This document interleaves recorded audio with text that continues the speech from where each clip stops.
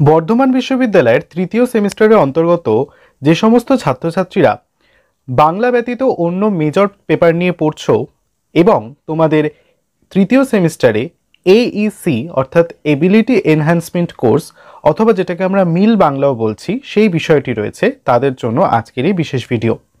তোমাদের তৃতীয় সেমিস্টারে যে সিলেবাস দেওয়া হয়েছে সেখানে AEC বাংলার অন্তর্গত প্রথমে 3টে আধুনিক কালের বাংলা ছোট গল্পের কথা পড়তে হবে এবং তারপর পড়তে হবে 3টে বাংলা কবিতার কথা।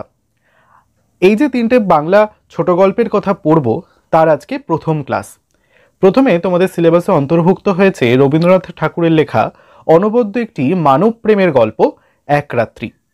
আজকে সেই এক রাত্রি গল্পটা নিয়ে কিন্তু আমাদের আলোচনা এবং মূল টেক্সট সহকারে সম্পূর্ণ তথ্য তোমরা আজকের এই ভিডিওটার মধ্যে পেয়ে যাবে।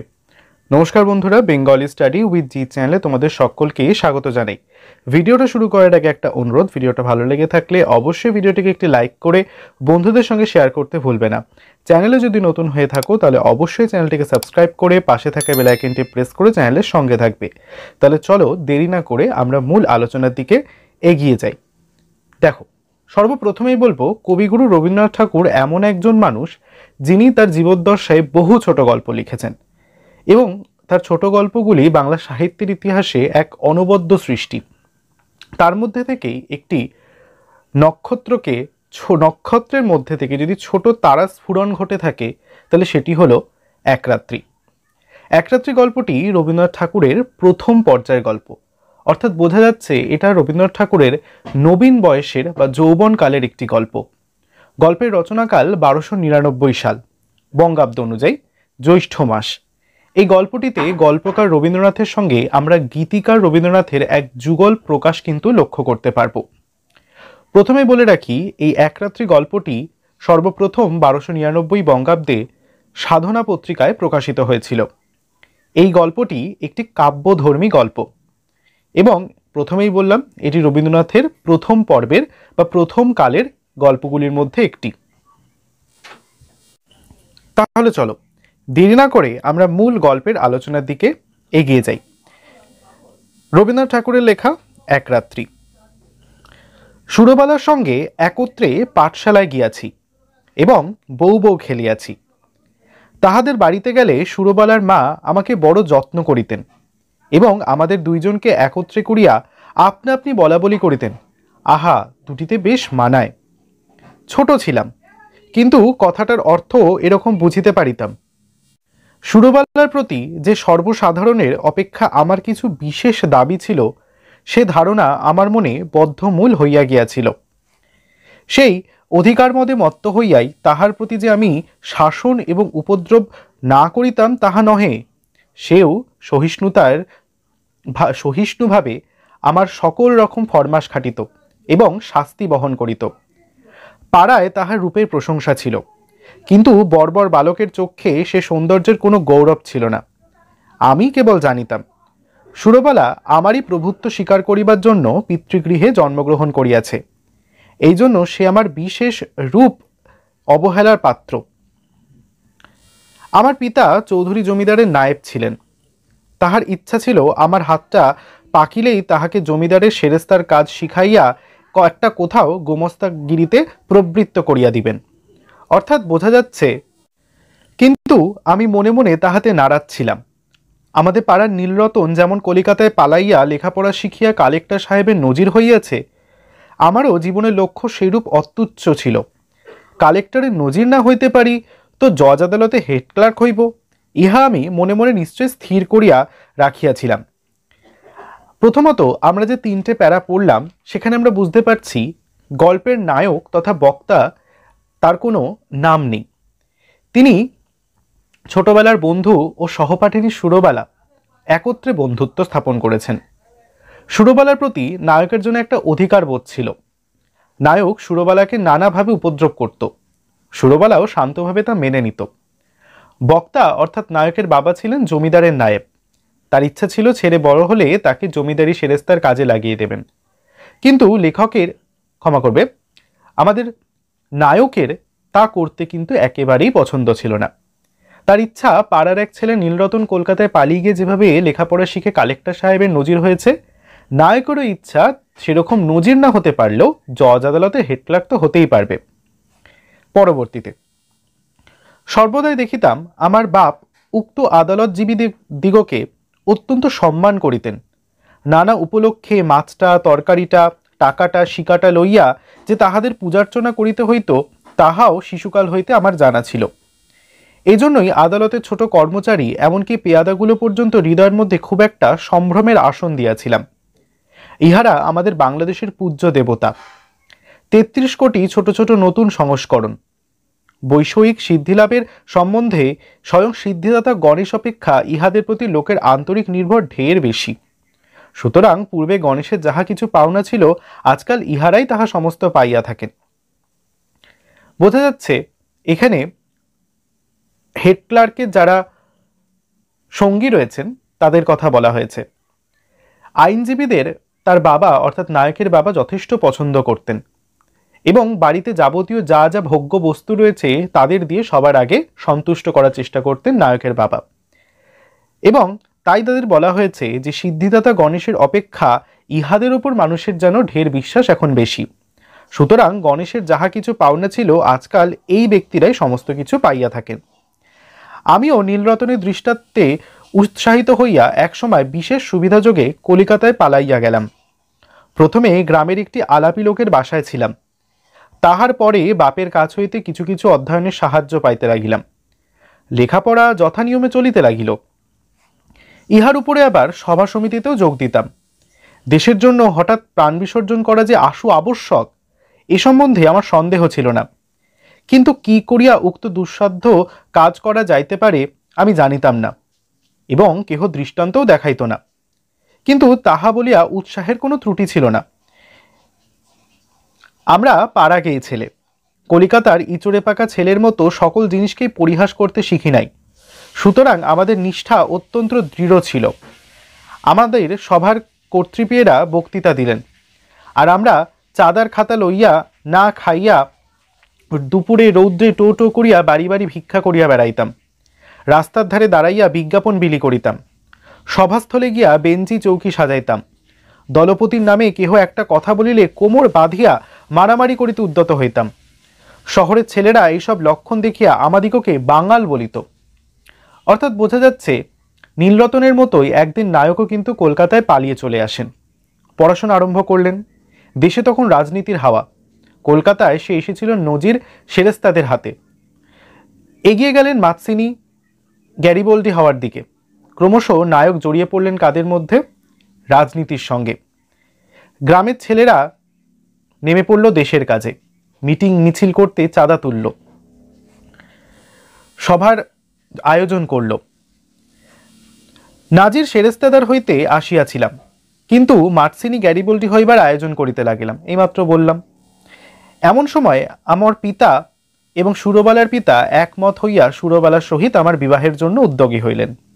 এরকম সময় যখন লেখক পালিয়ে কলকাতায় চলে এসেছেন এবং পড়াশোনা শুরু করেছেন সেরেস্তাদার হবেন বলে, তখন সুরবালার বাবা এবং নায়কের পিতা দুজন মিলে ঠিক করলেন সুরবালার সঙ্গে নায়কের বিবাহ দেবেন।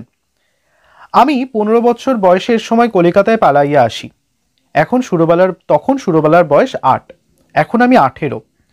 পিতার মতে আমার বিবাহের বয়স ক্রমে উত্তীর্ণ হইয়াছে, কিন্তু এদিকে আমি মনে মনে প্রতিজ্ঞা করিয়াছি আজীবন বিবাহ না করিয়া স্বদেশের জন্য মরিব।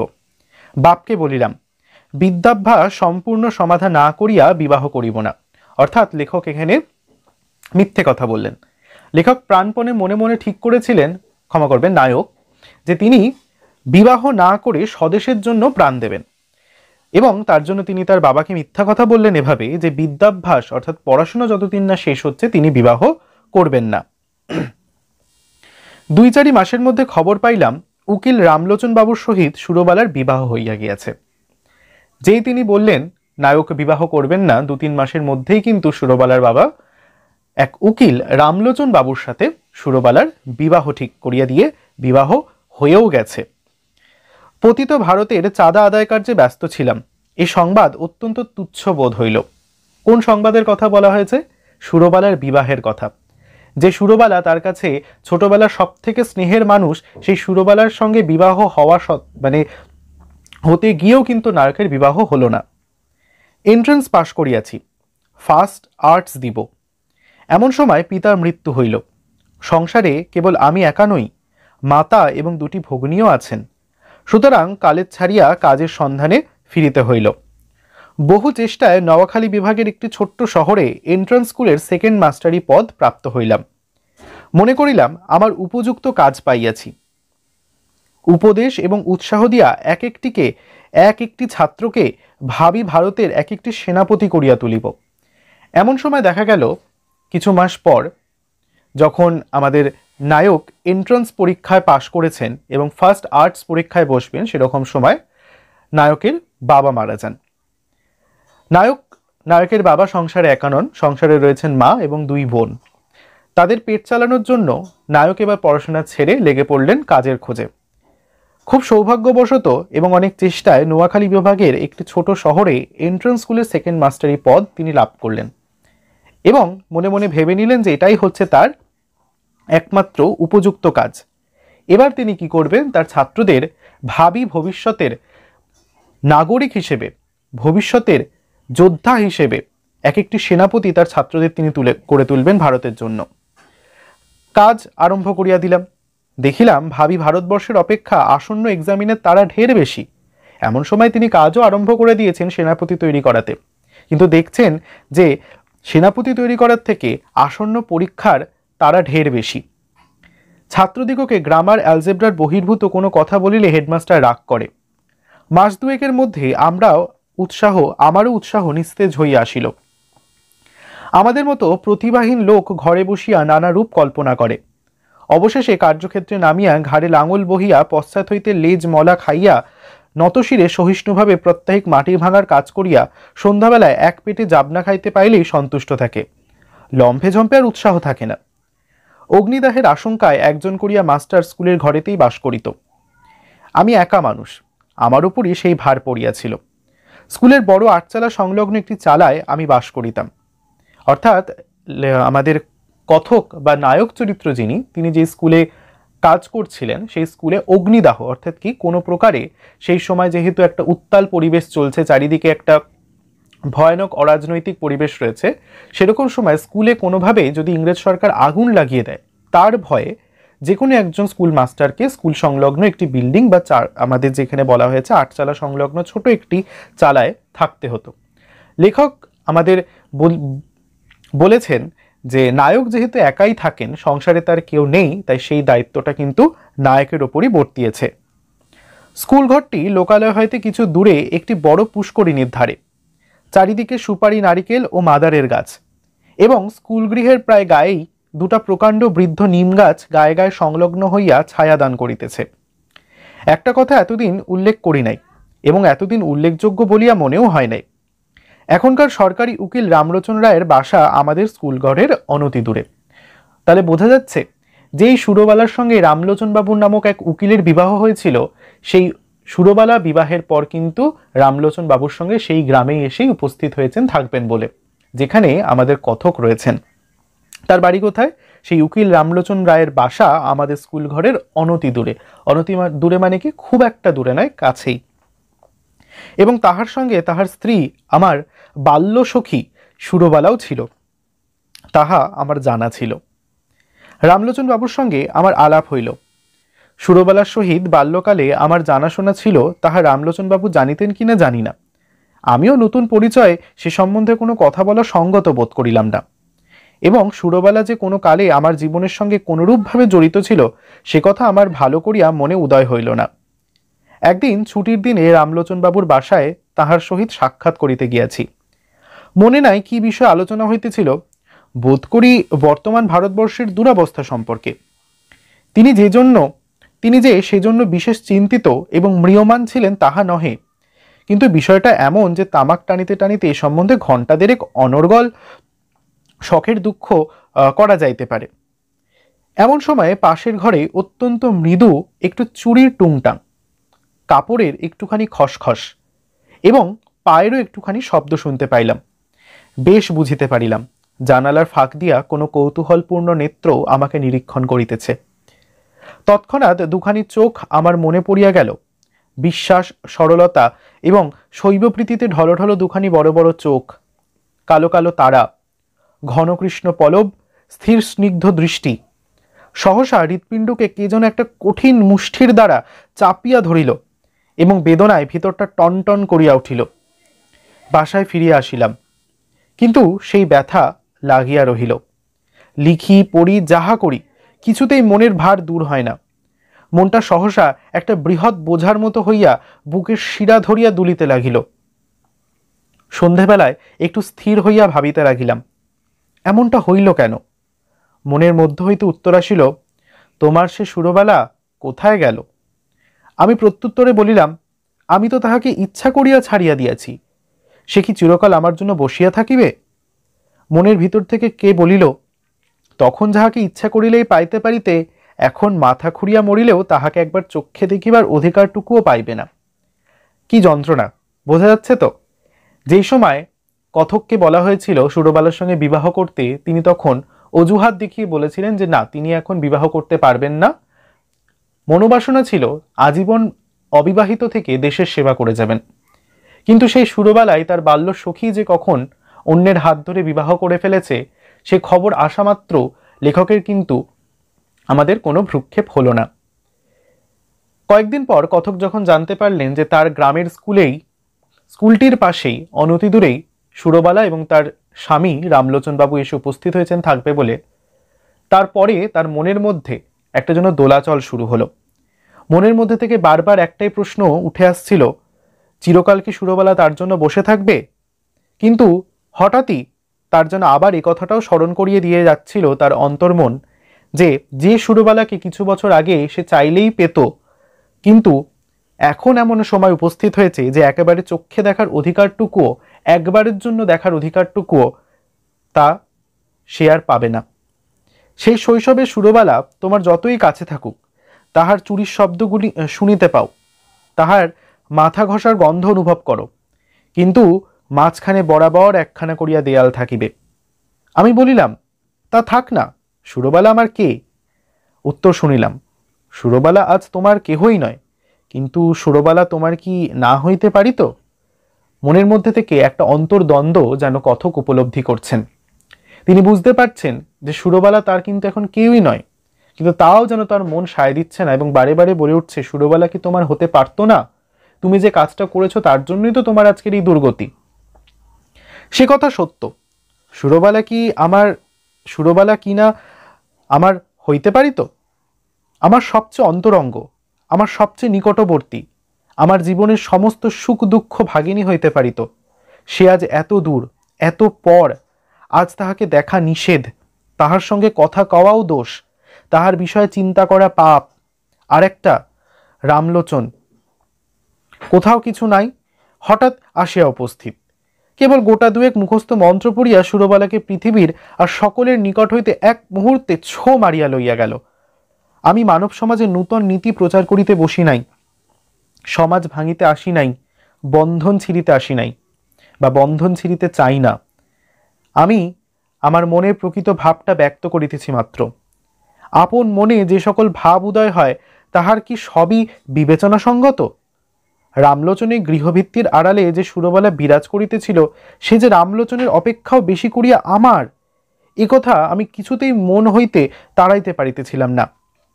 এরূপ চিন্তা নিতান্ত অসঙ্গত এবং অন্যায়, তাহা স্বীকার করি, কিন্তু অস্বাভাবিক নহে। এখন হইতে আর কোনো কাজে মনোসংযোগ করিতে পারি না। দুপুরবেলায় ক্লাসে যখন ছাত্রীরা গুনগুন করিতে থাকিত, বাহিরে সমস্ত ঝাঁঝা করিত, ঈষৎ উত্তপ্ত বাতাসে নিম গাছের পুষ্পমঞ্জুরির সুগন্ধ বহন করিয়া আনিত, তখন ইচ্ছা করিত, কি ইচ্ছা করিত জানি না। এই পর্যন্ত বলিতে পারি, ভারতবর্ষের এই সমস্ত ভাবী আশা সম্পদদিগের ব্যাকরণের ভ্রম সংশোধন করিয়া জীবনযাপন করিতে ইচ্ছা করিত না। স্কুলের ছুটি হইয়া গেলে আমার বৃহৎ ঘরে একলা থাকিতে মন টিকিত না, অথচ কোনো ভদ্রলোক দেখা করিতে আসিলেও অসহ্য বোধ হইত। সন্ধ্যাবেলায় পুষ্করিণীর ধারে সুপারি নারকেলের অর্থহীন মর্মরধ্বনি শুনিতে শুনিতে ভাবিতাম, মনুষ্য সমাজ একটা জটিল ভ্রমের জাল। ঠিক সময় ঠিক কাজ করিতে কাহারও মনে পড়ে না, তাহার পরে বেঠিক সময় বেঠিক বাসনা লইয়া অস্থির হইয়া পড়ে। তাই তো বোঝা যাচ্ছে এই কথকের এই উক্তিটার মধ্যে কতটা মানে লুকিয়ে রয়েছে। কথক বলছেন মনুষ্য সমাজ একটা জটিল ভ্রমের জাল, সঠিক সময়ে সে কখনোই সঠিক কাজটা করতে পারে না, এবং যখন সে সঠিক সময় অতিবাহিত হয় বেঠিক সময়ে গিয়ে সেই কাজের প্রতি যেন ইচ্ছাটা বেড়ে যায়, সেই বেঠিক সময় বেঠিক বাসনা তার মনে যেন ক্রমাগত অন্তর্দ্বন্দ্ব করতে থাকে। তোমার মতো লোক সুরবালার স্বামীটি হইয়া বুড়ো বয়স পর্যন্ত বেশ সুখে থাকিতে পারিত, তুমি কিনা হইতে গেলে গ্যারিবোল্ডি এবং হইলে শেষে একটি পাড়া গিয়ে স্কুলের সেকেন্ড মাস্টার। লেখক এখানে পরিহাস করে উপহাস করে কথককে একটুখানি গঞ্জনাই করছেন বলা যেতে পারে। লেখক বলছেন, রবীন্দ্রনাথ বলছেন আসলে তোমার মতো লোক অর্থাৎ আমাদের কথক যার কোনো নাম নেই মাথায় রাখতে হবে, সেই সুরবালার স্বামীটি হইয়া বুড়ো বয়স পর্যন্ত বেশ সুখে দিন কাটাইতে পারত। কিন্তু উপহাস করে রবীন্দ্রনাথ বলছেন তুমি কিনা হতে গেলে গ্যারিবোল্ডি আর হইলে কিনা শেষে এক সেকেন্ড স্কুলের মাস্টার। আর রামলোচন রায় উকিল, তাহার বিশেষ করিয়া সুরবালারই স্বামী হইবার কোনো জরুরি আবশ্যক ছিল না। বিবাহের পূর্ব মুহূর্ত পর্যন্ত তাহার পক্ষে সুরবালার যেমন ভবশঙ্করীয় তেমন, সুরবালাও যেমন ভবশঙ্করীয় তেমন। সেই কিনা কিছুমাত্র না ভাবিয়া চিন্তিয়া বিবাহ করিয়া সরকারি উকিল হইয়া দিব্য 5 টাকা রোজগার করিতেছে। যেদিন দুধে ধোয়ার গন্ধ হয় সেদিন সুরবালাকে তিরস্কার করে, যেদিন মন প্রসন্ন থাকে সেদিন সুরবালার জন্য গহনা গড়াইতে দেয়। বেশ মোটাসোটা চাপকান পরা, কোনো অসন্তোষ নাই। পুষ্করিণীর ধারে বসিয়া আকাশের তারার দিকে চাহিয়া কোনোদিন হাহুতাশ করিয়া সন্ধ্যা যাপন করে না। কার মতো? কথকের মতো। এই পুরোটাই কিন্তু রবীন্দ্রনাথ কথককে উপহাস করে বলছেন। রামলোচন একটা বড় মোকদ্দমায় কিছুকালের জন্য অন্যত্র গিয়াছে। আমার স্কুল ঘরে আমি যেমন একলা ছিলাম, সেদিন সুরবালার ঘরেও সুরবালা বোধ করি সেইরূপ একাই ছিল। মনে আছে সেদিন সোমবার, সকাল হইতেই আকাশ মেঘাচ্ছন্ন হইয়া আছে। বেলা 10টা হইতে টিপ টিপ করিয়া বৃষ্টি পড়িতে আরম্ভ করিল। আকাশের ভাবগতিক দেখিয়া হেডমাস্টার সকাল সকাল স্কুলে ছুটি দিলেন। খণ্ড খণ্ড কালো মেঘ যেন একটা কি মহা আয়োজনে সমস্ত দিন আকাশময় আনাগোনা করিয়া বেড়াইতে লাগিল। তাহার পরদিন বিকালের দিকে মুষলধারে বৃষ্টি এবং সঙ্গে সঙ্গে ঝড় আরম্ভ হইল। যত রাত্রি হইতে লাগিল বৃষ্টি এবং ঝড়ের বেগ বাড়িতে চলিল। প্রথমে পূর্ব দিক হইতে বাতাস বহিতেছিল, ক্রমে উত্তর এবং উত্তর পূর্ব দিয়া বহিতে লাগিল। এ রাত্রেই ঘুমাইবার চেষ্টা করা বৃথা। মনে পড়িল এই দুর্যোগে সুরবালা ঘরে একলা আছে। আমাদের স্কুল ঘর তাহাদের ঘরের অপেক্ষা অনেক মজবুত। কতবার মনে করিলাম তাহাকে স্কুল ঘরে ডাকিয়া আনিয়া আমি পুষ্করিণী পাড়ের ওপর রাত্রি যাপন করিব, কিন্তু কিছুতেই মনস্থির করিয়া উঠিতে পারিলাম না। রাত্রি যখন 1টা-1:30 হইবে হঠাৎ বানের ডাক শোনা গেল। সমুদ্র ছুটিয়া আসিতেছে। ঘর ছাড়িয়া বাহির হইলাম, সুরবালার বাড়ির দিকে চলিলাম। পথে আমাদের পুষ্করিণীর পাড়, সে পর্যন্ত যাইতে না যাইতেই আমার হাঁটু জল হইল। পাড়ের ওপর যখন উঠিয়া দাঁড়াইলাম তখন দ্বিতীয় আরেকটা তরঙ্গ আসিয়া উপস্থিত হইল। আমাদের পুকুরের পাড়ের একটা অংশ প্রায় 10-11 হাত উচ্চ হইবে। পাড়ের উপরে আমিও যখন উঠিলাম বিপরীত দিক হইতে আরেকটি লোকও উঠিল। লোকটিকে তাহা আমার সমস্ত অন্তরাত্মা আমার মাথা হইতে পা পর্যন্ত বুঝিতে পারিল, এবং সেও যে আমাকে জানিতে পারিল তাহাতে আমার সন্দেহ নাই। আর সমস্ত জলমগ্ন হইয়া গেছে। কেবল হাত পা 6 দ্বীপের উপর আমরা দুটি প্রাণী আসাইয়া দাঁড়ালাম। তখন প্রলয় কাল, তখন আকাশে তারার আলো ছিল না এবং পৃথিবীর সমস্ত প্রদীপ নিভিয়া গেছে। তখন একটা কথা বলিলেও ক্ষতি ছিল না, কিন্তু একটা কথাও বলা গেল না। কেহ কাহাকেও একটা কুশল প্রশ্নও করিল না। কেবল দুইজনে অন্ধকারের দিকে চাহিয়া রইলাম। পদতলে গাঢ় কৃষ্ণবর্ণ উন্মত্ত মৃত্যুস্রোত গর্জন করিয়া ছুটিয়া চলিল। আজ সমস্ত বিশ্ব সংসার ছাড়িয়া সুরবালা আমার কাছে আসিয়া দাঁড়াইয়াছে। আজ আমি ছাড়া সুরবালার আর কেহ নাই। কবেকার সেই শৈশবে সুরবালা কোন এক জন্মান্তর, কোন এক পুরাতন রহস্য সন্ধ্যাকর হইতে ভাসিয়া এই সূর্য চন্দ্রালোকিত লোক পরিপূর্ণ পৃথিবীর উপরে আমারই পার্শ্বে আসিয়া সংলগ্ন হইয়াছিল। আর আজ কতদিন পরে সেই আলোকময় লোকময় পৃথিবী ছাড়িয়া এই ভয়ঙ্কর জনশূন্য প্রলয় অন্ধকারের মধ্যে সুরবালা একাকিনী আমারই পার্শ্বে আসে উপনীত হইয়াছে। জন্মস্রোতে সেই নবকলিকাকে আমার কাছে আনিয়া ফেলিয়াছিল, মৃত্যুস্রোতে সেই বিকশিত পুষ্পটুকে আমারই কাছে আনিয়া ফেলিয়াছে। এখন কেবল আর একটা ঢেউ আসিলেই পৃথিবীর এই প্রান্তটুকু হইতে, বিচ্ছেদের এই বৃন্তটুকু হইতে খসিয়া আমরা দুজনে এক হইয়া যাই। সে ঢেউ না আসুক, স্বামী পুত্র গৃহধন জন লইয়া সুরবালা চিরদিন সুখে থাকুক। আমি এই এক রাত্রে মহাপ্রলয়ের তীরে দাঁড়াইয়া অনন্ত আনন্দের আস্বাদ পাইয়াছি। রাত্রি প্রায় শেষ হইয়া আসিল, ঝড় থামিয়া গেল, জল নামিয়া গেল। সুরবালা কোনো কথা না বলিয়া বাড়ি চলিয়া গেল। আমিও কোনো কথা না বলিয়া আমার ঘরে গেলাম। ভাবিলাম, আমি নাজিরও হই নাই, সেরেস্তাদারও হই নাই, গ্যারিবোল্ডিও হই নাই। আমি এক ভাঙা স্কুলের সেকেন্ড মাস্টার। আমার সমস্ত ইহজীবনে কেবল ক্ষণকালের জন্য একটি অন্তর্রাত্রির উদয় হইয়াছিল। আমার পরমায়ুর সমস্ত দিনরাত্রির মধ্যে সেই একটিমাত্র রাত্রি আমার তুচ্ছ জীবনের একমাত্র চরম সার্থকতা। বোঝা গেল গল্পটার কি বলা হয়েছে? কথকের জীবনে এমন একদিন উপস্থিত হলো যেখানে সুরবালাকে পেয়েও তিনি হাতছাড়া করলেন।